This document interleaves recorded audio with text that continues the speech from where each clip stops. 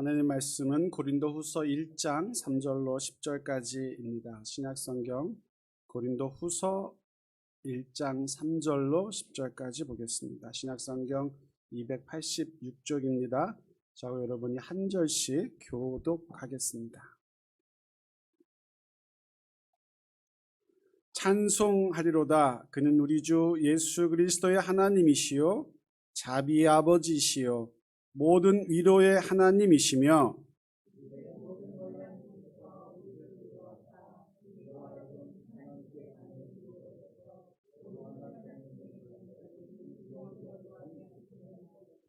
그리스도의 고난이 우리에게 넘친 것 같이 우리가 받는 위로도 그리스도로 말미암아 넘치는도다.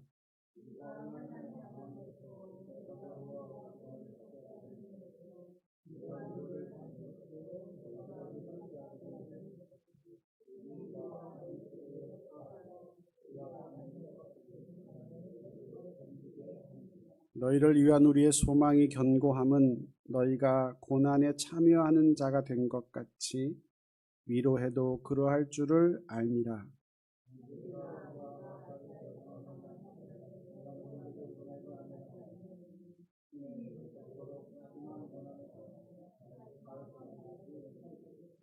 우리는 우리 자신이 사형 선고를 받은 줄 알았으니 이는 우리로 자기를 의지하지 말고 오직 죽은 자를 다시 살리시는 하나님만 의지하게 하심이라.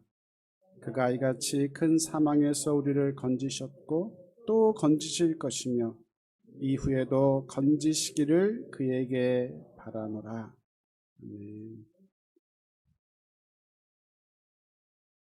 광야를 지나지만 저는 좀 더 나아가서 광야로 나갔으면 하는 부탁을 드립니다. 아무것도 없어요. 메마르고 먹을 것을 구하기도 쉽지 않고 그것이 나타내는 것은 어려움인 거죠. 불편한 곳. 그러나 거기 기꺼이 나가는 사람들이 있는데 거기에 주님이 계시기 때문입니다. 우리 삶에 주님 말고 너무 좋은 것이 많아요. 심지어 주님이 없었으면 좋겠다 싶을 만큼 편하고 우리를 기분 좋게 하고 행복하게 하는 것들이 날로 많아지고 또 여러 가지 매체들은 우리로 그런 것을 기꺼이 누리라고 가지라고 행복하라고 그러나 아무것도 없는 그 반대 광야로 기꺼이 나아가겠다 고백해 주시는 찬양이 어떤 목사님이 이번 한 달을 위로라고 하는 주제로 이번 달의 말씀을 또 같이 나눠보자 하신 뜻이 아닐까 싶어서 잠시나마 그 감동에 젖어 있고 싶었습니다. 고맙습니다. 제 아내가 아니고 다른 아내가 하는 얘기입니다. 나도 나이를 많이 먹었나 봐. 피부는 늘어지고 얼굴은 아닌데 자꾸 얼굴은 주름투성이고 몸매도 이상하게 돼서 옷을 입어도 어울리지는 슬퍼. 여보 나 울 것 같아. 나에게 기분 좋은 말 한마디 해주라. 저희 아내 아닙니다. 어떤 사람 이야기입니다. 이 이야기를 들은 남편이 뭐라고 말했냐면 그거 봐 내가 뭐라고 그랬어. 머지않아 후회할 거라고 했지. 아무튼 아직까지 당신 시력 하나는 참 좋은 것 같아. 이런 남편이랑 살면 밥 해주고 싶지 않겠죠? 그냥 쫓아내버릴 것 같아. 2차 세계대전에 참전한 한 병사가 전쟁 중에 전투 중에 다리에 상처를 입고 제대했습니다. 다리가 불편해서 절었지만 수영을 많이 좋아해서 아내와 같이 해수욕장을 갔습니다. 수영을 하고 나서 모래밭에 누워 깜빡 잠이 들었는데 지나가는 사람이 보더니 이렇게 수근수근 거리는 거래요. 이렇게 젖꼬라지를 이렇게요. 잠결에 그 이야기를 들은 이 참전 군인이 갑자기 짐을 챙겨서 집으로 돌아갔습니다. 며칠 지나고 아내가 다시 수영 좋아하는 남편에게 해수욕장 가자, 해수욕하러 가자. 아니, 나 안 가. 다시는 수영하러 안 갈 거야. 상처받은 부끄러운 다리를 드러내는 짓 안 할 거야. 그때 아내가 남편에게 뭐라고 했냐면, 여보, 당신의 다리는, 그 상처는 당신의 용기를 증명해주는 표시입니다. 당신은 훌륭하게 행동을 했고 그 결과로 그 상처를 얻었으니 숨기거나 부끄럽게 생각할 필요가 없습니다. 당당하게 남들에게 보일 수 있었으면 좋겠어요. 그러니 우리 가서 수영해요. 아내의 말을 통해서 이 군인은 장애인이라고 하는 열등감을 넘어설 수 있다고 합니다. 여러분은 어느 편 쪽 부부에 속하시는 것 같습니까? 뭘 원하는지, 뭘 기대하는지.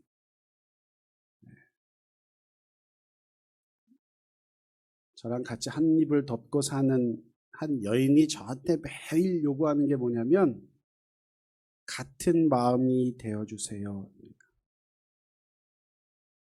멋진 백을 사주세요. 이쁜 원피스를 사주세요. 아니고요. 나하고 같은 마음이 되어주세요.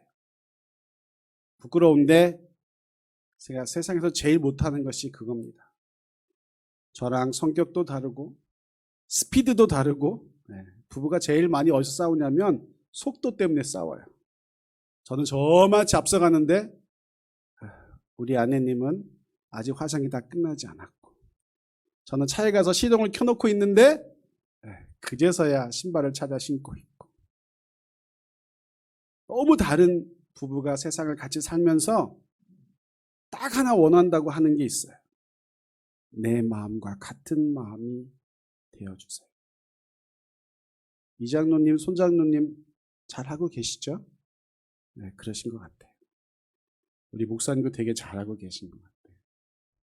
네, 사모님이 알 수 없는 미소를 보이십니다.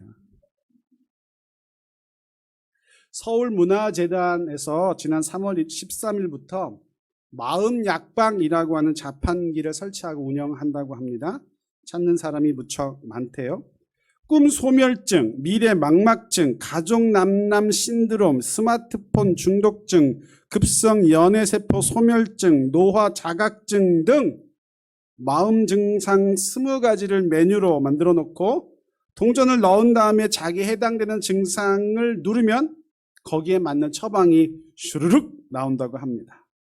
휴식과 감동을 주는 시, 보람 선생님 불러주는 것 같은 노래, 만들어서 무대에 올린 작품, 영화 같은 이런 예술품들을 추천해 주거나 테마지도, 맛집, 비타민제와 같은 소소한 재미와 이야기가 담긴 물품을 처방해 준다는 것입니다. 중요한 것은 사람들이 이런 장난 같은 것들을 통해서도 위로를 받는다는 거예요. 얼마나 사람들이 위로에 목말라 있는지 알 수가 있습니다. 유명한 기독교 심리학자 게리 콜린스는 이 시대의 공식적인 감정, 이 시대의 가장 만연한 심리 현상이 불안이라고 했습니다. 우울증, 조울증, 정신 분열 등 아픈 사람들이 점점 많아지고 있어요.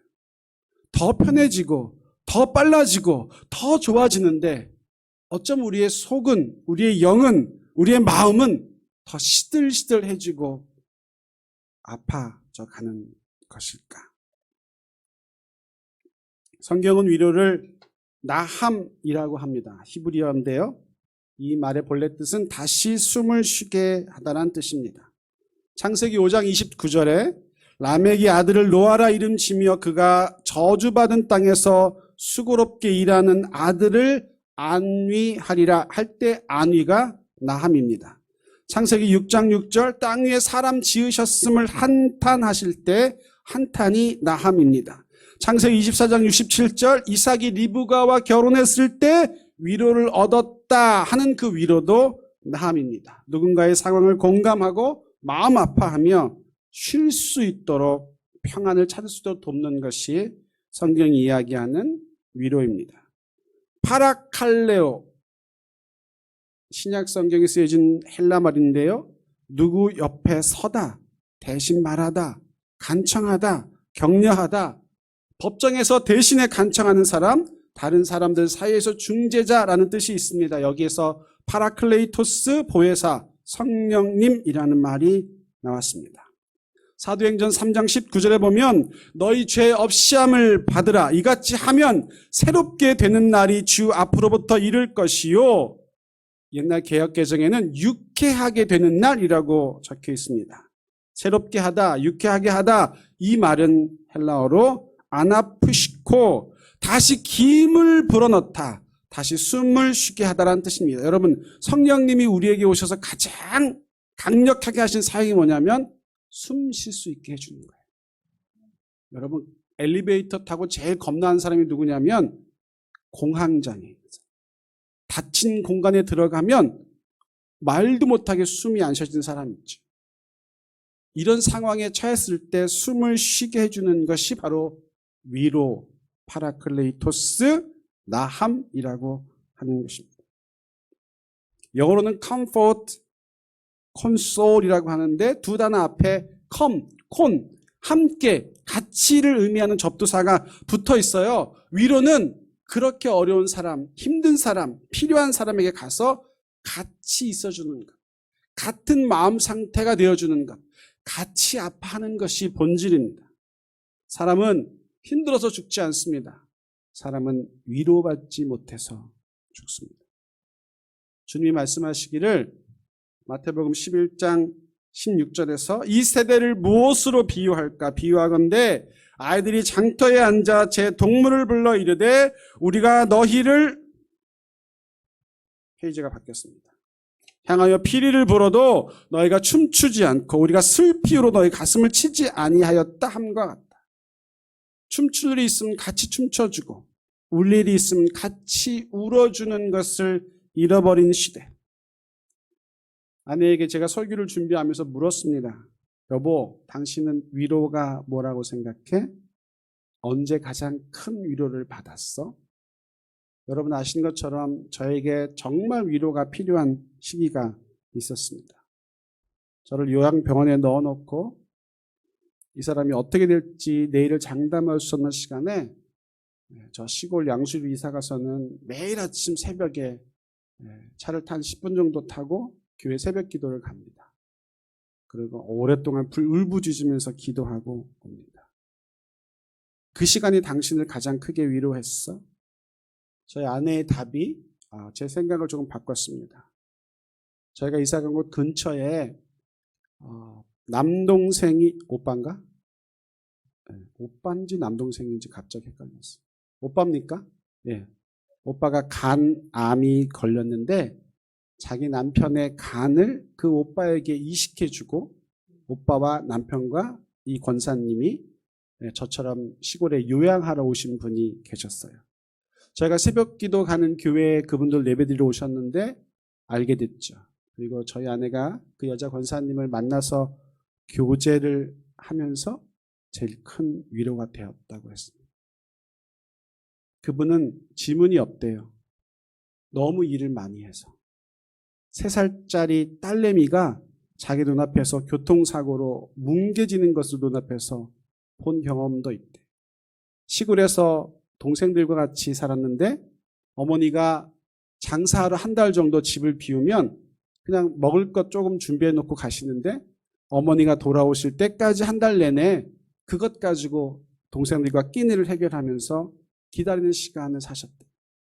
식당을 크게 하셨는데 수술하고 나온 날도 쉴 수가 없어서 허리 수술을 하고 나온 날도 그 허리를 부여잡고 설거지 일을 하느라고 그 아픈 이야기를 우리 아내하고 나누는 중에 저희 아내가 그렇게 고백해요. 내 속에 있는 응어리가 내 속에 있는 그 아픈 그것들이 확 씻겨 내려간 것 같은 생각이, 느낌이, 마음이 들었다는 거예요.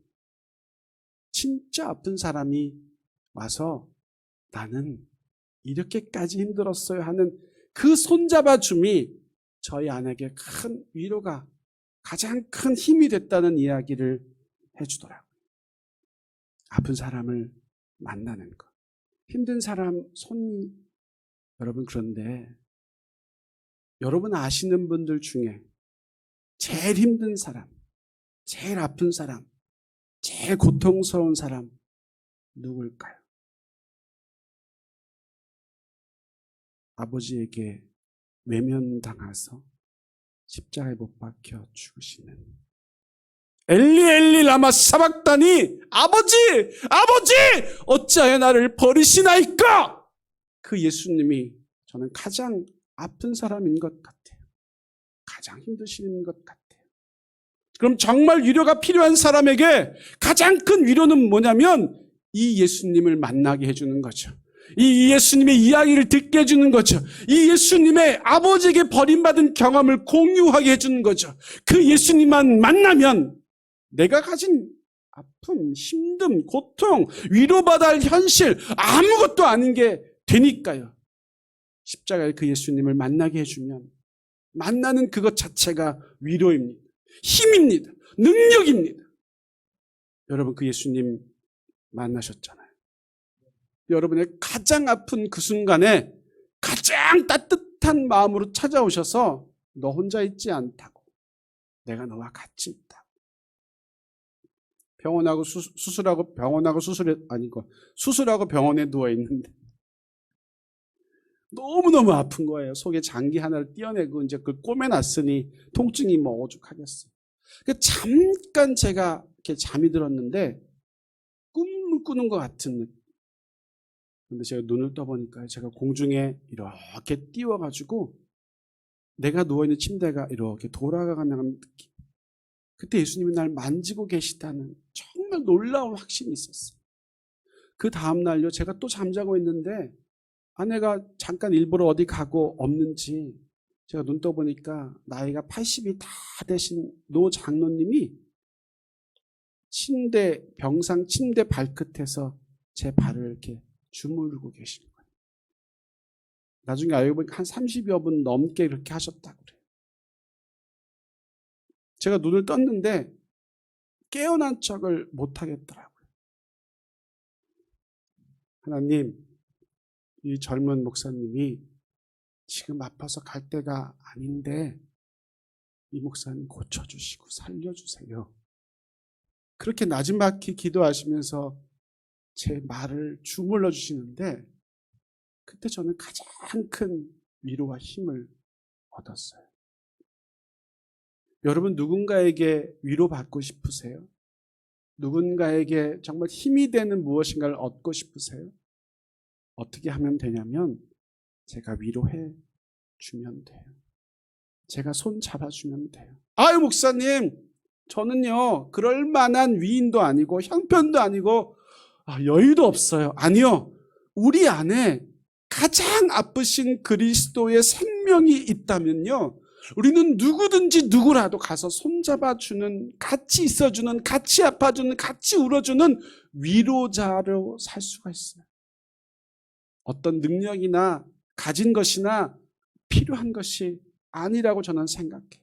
단 하나, 주님이 나에게 자기의 생명으로 모든 걸 드려 위로해 주신 것처럼 그것이 나한테 믿음이 돼서 나를 살아가게 하는 힘이라면 우리도 역시 위로할 수 있다고 생각해요.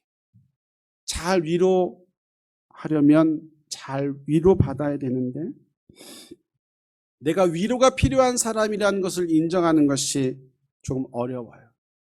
예수님 마태복음 5장 4절에서 애통하는 자가 복이 있나니 저희가 위로를 받을 것이며, 위로의 전제가 애통이죠, 슬픔이죠, 아픔이죠, 환난이죠. 모든 것이 충만하고 모든 것이 기쁨이고 부족한 것이 없는데 위로? 웃기잖아요. 저희가 이재용한테 가가지고 이렇게 돈 드린다고 하면 이재용이 거들떠나 보겠어요? 근데 이재용 면회 가서 갇혀 있으니 얼마나 답답하세요 하면 얼마나 위로가 되겠어요. 무엇인가 결여돼야, 결핍돼야, 모자라야, 부족해야 위로가 필요하다는 거예요. 그러면 우리가 주님의 위로가 필요하다고 하면 우리가 주님에게서 받아야 할 어떤 것에 있어서 부족하다는 것을 인정해야 돼요. 그 가장 큰 부족함이 뭐냐면 우리가 죄인이라고 하는 사실이에요. 아무리 내가 죄를 이기려고 발버둥을 쳐도 이겨지지 않는 죄, 옛 육체의 속성, 습관 때문에 거룩하라고 한 주님의 명령을 내 삶의 전 영역에서 순종하지 못하고 나를 바라볼 때 정말 아파야 돼요. 바울이 그랬잖아요. 오호라 나는 곤고한 사람이로다. 로마서 7장 24절. 누가 나를 이 곤고함에서 구해내 줄꼬. 그 죄의 실상을 알고 그 가장 극렬한 죄의 괴수가 나라는 것을 알 때, 근데 아는데, 이기고 싶은데, 거룩하고 싶은데, 성결하고 싶은데 되어지지 않은 자신의 현실을 목도할 때 우리에게 정말 위로가 필요해요. 그것이 주님이 말하시는 위로받는 자가 가지는 애통이라고 하는 거예요. 여러분, 우리에게 이 애통이 있나요?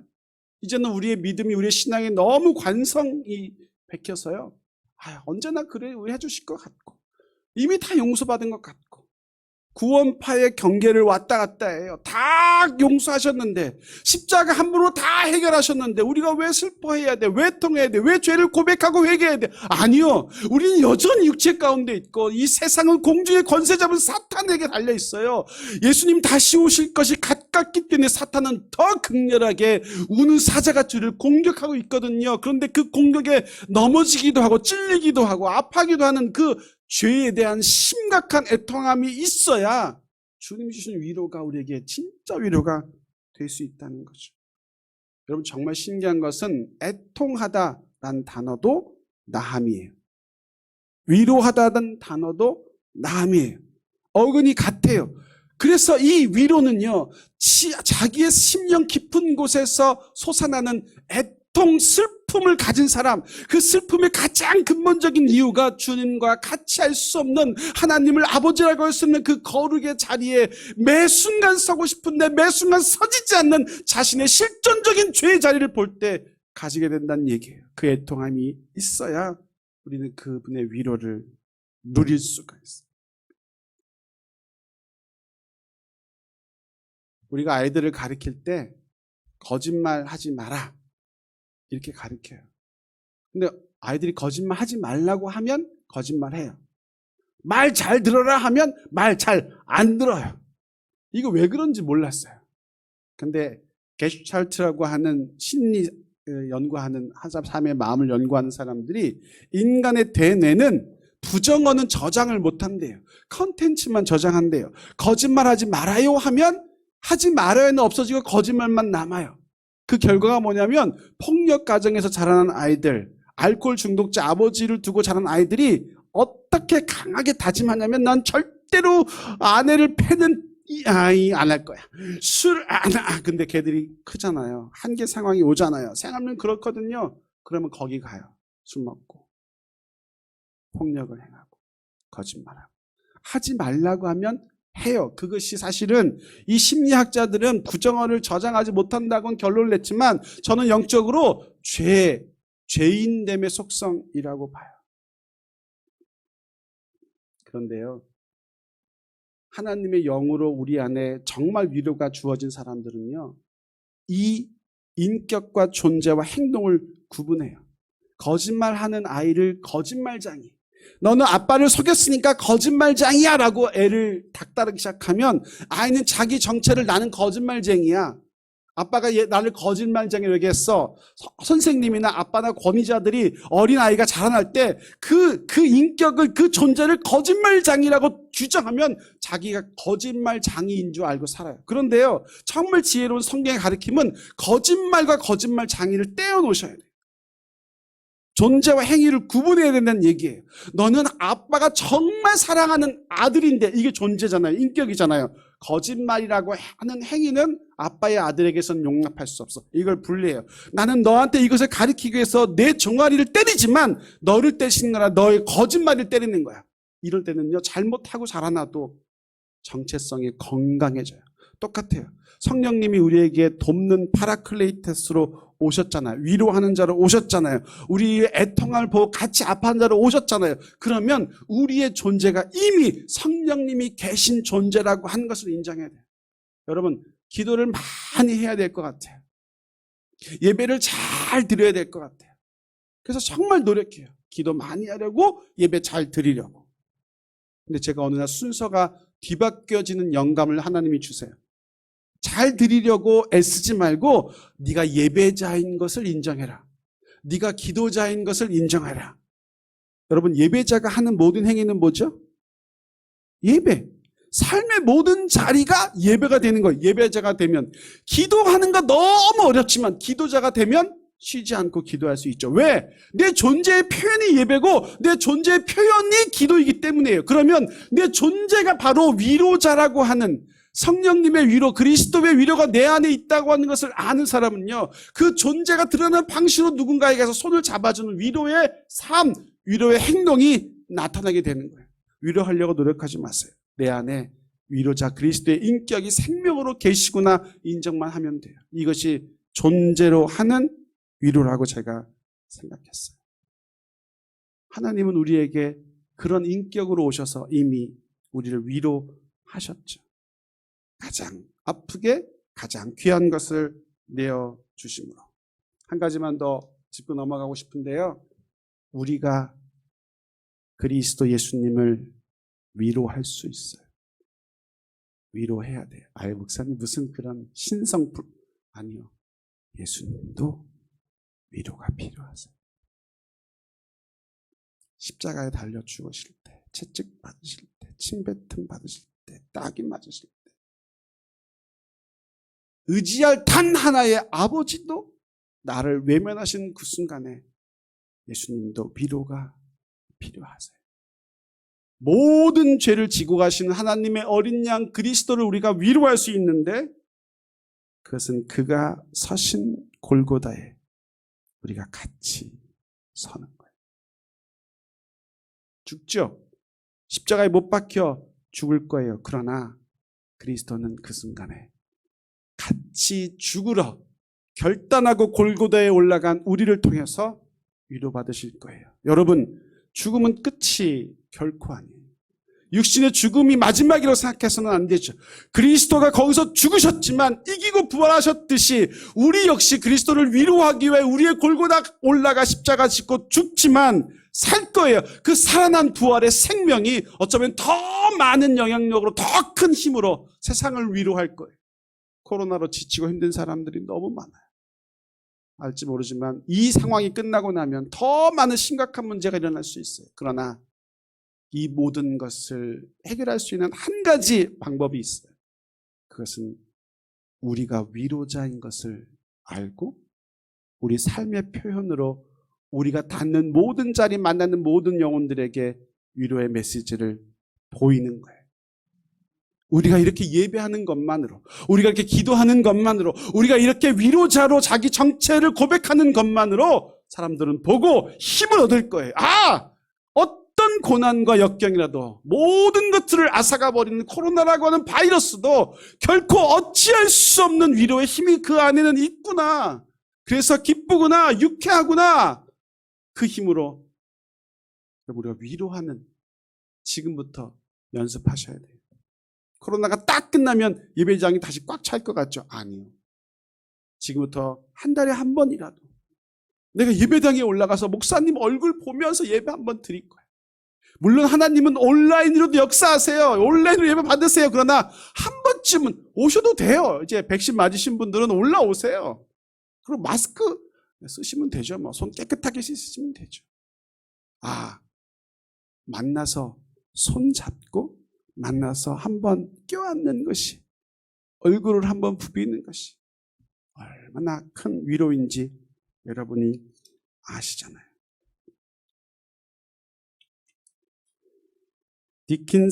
찰스 디킨슨이라고 하는 유명한 시인이 있죠. 만약 내가 한 사람의 가슴 아리를 멈추게 할 수 있다면 나 헛되이 사는 것은 아니라. 그가 쓴 시의 한 구절이에요. 여러분, 많은 사람 위로하는 것도 우리의 소명일 수 있어요. 그러나 지금 생각나는 그 한 사람, 내 카톡 하나로 누군가 나한테 관심을 잊혀진 사람이 아니구나 하는 그 위로 하나, 그 하나하나가 모여서 세상을 바꾸는 거룩한 공동체로 우리를 바꿔갈 것이라고 믿습니다.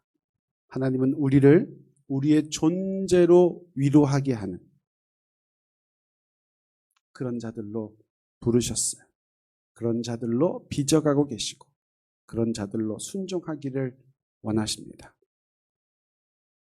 코로나가 와서 좋다. 왜? 위로할 수 있으니까. 손을 내밀어 잡을 수 있으니까. 제가 저한테 암이라고 하는 사건이 와서 좋다 이렇게 하고 갑니다. 제가 서목사님 모시고 살아가는 예신교회 성도님들과 같이 우리 청년들과 같이 이렇게 신앙생활 할 수 있으니까. 여러분 돌이켜보면 다 감사인 거 아시잖아요. 지혜롭게 지금 여기서 아예 감사하고 가시자고요. 우리는 모두 위로자입니다. 하나님 아버지 고맙습니다. 가장 아픈 자에게 같은 마음으로 손잡아주는 것 위로라고 하셨습니다. 가장 아픈 예수님 만나게 해주는 것이 우리가 해줄 수 있는 가장 큰 위로라고 하십니다. 가장 아프신 그 상태의 주님을 우리도 위로할 수 있다고 하십니다. 주님, 우리는 연약합니다. 우리는 우리 스스로를 향해서 메뚜기 같다고 생각할 때가 많습니다. 그러나 주님은 우리를 향해서 너는 내 사랑하는 자요, 내 기뻐하는 아들이라고, 나는 너를 인하여 정말 즐겁고 기쁘고 춤추겠노라고 말씀하십니다. 하나님 말씀이 주는 이것에 우리가 전적 인격적 동의로 우리를 소명으로 부르신 위로자의 자리에 기꺼이 나아가게 도와주십시오. 그리스도가 주신 위로로 그리스도조차 위로할 수 있는 우리인데 아픈 것, 어려운 것, 환난, 곤고, 어떤 낙심의 상태에 있는 지체들이라도 우리가 가서 우리의 천인격과 영혼으로 위로하는 사명의 삶이 이제 이후로 사랑하는 예신교회 모든 공동체의 지들 가운데 풍성히 펼쳐지도록 도우시고 함께해 주옵소서. 감사함 예수님 이름으로 축복하고 기도합니다. 아멘.